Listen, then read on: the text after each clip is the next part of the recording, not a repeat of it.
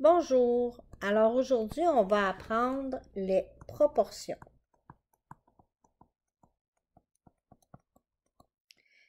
C'est quoi ça, une proportion? C'est une comparaison entre deux nombres.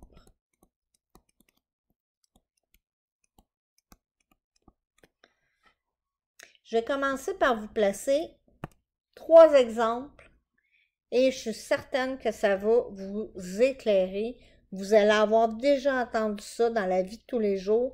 C'est des choses qu'on utilise.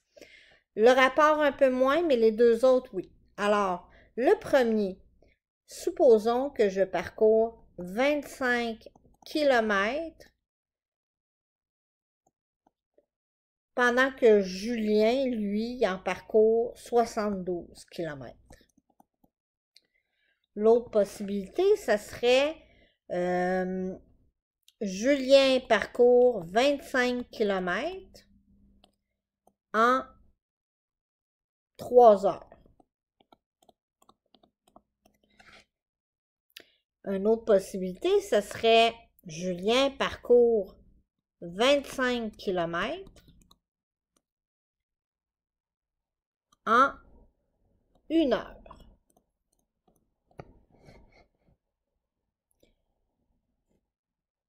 Vous pouvez remarquer sûrement que c'est très différent d'un à l'autre. Vous allez dire, ben non, pas tant que ça, madame, vous parlez de kilomètres puis d'heures dans chacun. Oui, mais regardez bien. Ici, j'ai des kilomètres avec des kilomètres. Ici, j'ai des kilomètres avec des heures, puis j'ai plusieurs heures. Ici, j'ai aussi des kilomètres avec des heures, mais regardez la différence, c'est qu'ici, j'ai rien qu'une heure. Alors, c'est ça que je voulais vous expliquer. Ça, en mathématiques, ça a un vocabulaire précis.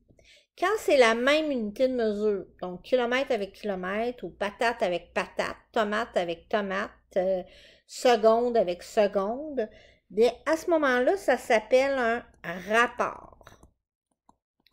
C'est quoi ça, un rapport? Bien, c'est de même nature. Les nombres sont de même nature. Tandis qu'ici, on va appeler ça un taux. Parce qu'ils ne sont pas du même nature. Les nombres ne sont pas de même nature. Sont de nature différente.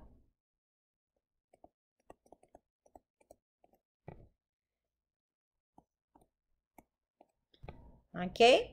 Celui-là va également s'appeler un taux parce que c'est pas la même nature, des kilomètres avec des heures, mais il y a quelque chose de particulier, c'est qu'il est unitaire. Pourquoi unitaire? Ben dans unitaire, j'ai le mot 1, unitaire. Donc, le dénominateur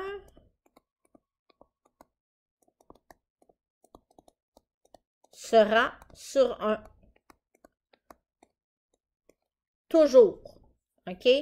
Toujours, le dénominateur va être 1 pour le taux unitaire. Donc, les taux ici, c'est deux choses qui sont les mêmes. Taux unitaire ou taux. Et le rapport, lui, il est indépendant. Il est tout seul dans son petit coin. Parce qu'il est de même nature. Je peux écrire mes nombres, bien sûr, algébriquement. Qu'est-ce que je veux dire par là?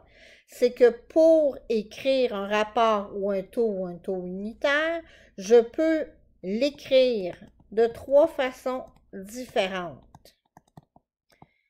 Je pourrais l'écrire de la façon suivante. A sur B, donc kilomètre sur kilomètre, ou encore A fraction B, ben là c'est la même fraction, c'est juste que là ici on l'écrit avec une diagonale, puis ici avec une barre horizontale. Ou encore, tu peux rencontrer quelquefois dans certains livres la suivante, donc c'est un A, 2 points, B. Donc, kilomètre, 2 points, kilomètre. Il y a quelque chose quand même d'important à savoir, c'est que la lettre B qui est ici, si tu peux remarquer, est au dénominateur, hein? Elle est toujours en bas. Donc, à ce moment-là, très important, le B doit être différent de 0.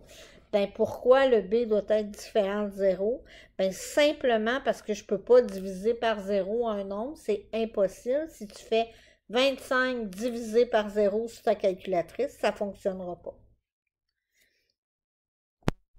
Finalement, dans les textes que tu vas lire, dans les textes, les problèmes, on rencontre souvent les mots suivants quand on parle de proportion. On va parler souvent, tu vas rencontrer les mots en, tu vas rencontrer le mot pour, tu vas rencontrer le mot par, tu vas rencontrer aussi le mot chacun. OK, il y en a d'autres, là. Mais ça, c'est les mots les plus utilisés dans les problèmes de mathématiques. À, pour, par, chacun. Tu vas les retrouver fréquemment dans tes problèmes de mathématiques. Et c'est tout.